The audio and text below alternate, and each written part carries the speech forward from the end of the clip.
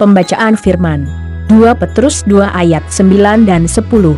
Tetapi kamulah bangsa yang terpilih, imamat yang rajani, bangsa yang kudus, umat kepunyaan Allah sendiri, supaya kamu memberitakan perbuatan-perbuatan yang besar dari Dia, yang telah memanggil kamu keluar dari kegelapan kepada terang-Nya yang ajaib.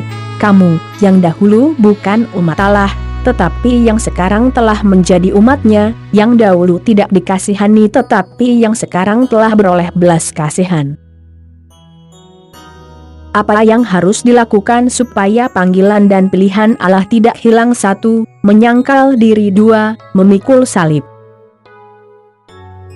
Memikul salib bukan merupakan pekerjaan yang biasa-biasa saja, melainkan suatu pekerjaan yang besar sekaligus merupakan kepercayaan yang diberikan Allah kepada kita. Tidak semua orang dapat dipercaya oleh Allah untuk memikul salib, melainkan hanya orang-orang tertentu saja sesuai dengan penilaian Allah untuk memberikan kepercayaan ini.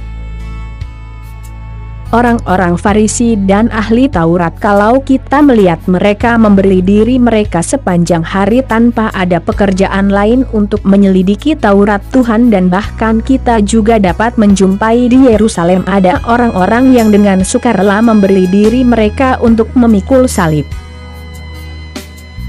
Suatu pelajaran yang baru yang boleh kita dapati dalam hal ini yaitu kita dituntut oleh Tuhan untuk menjadi jemaat Tuhan yang bangga untuk memikul salib walaupun tidak menyenangkan karena begitu berat, akan tetapi ini merupakan suatu kepercayaan yang Tuhan berikan kepada kita sebagai jemaat-Nya, karena pada saat kita memikul salib maka kita akan menjadi anak-anak Tuhan yang kuat dalam menghadapi segala badai hidup melalui pergumulan, kesusahan yang kita hadapi saat ini.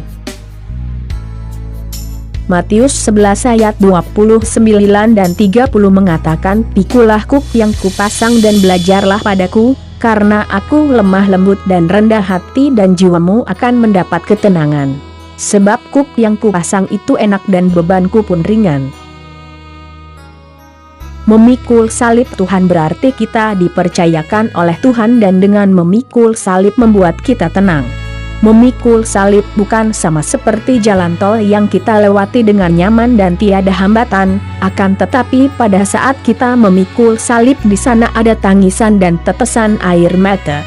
Ini menjadi tantangan buat kita sebagai anak Tuhan. Apakah kita masih meneteskan air mata pada saat kita dalam penyembahan kepada Tuhan sebagai ungkapan syukur kita bagaimana pimpinan, berkat Tuhan dalam hidup kita?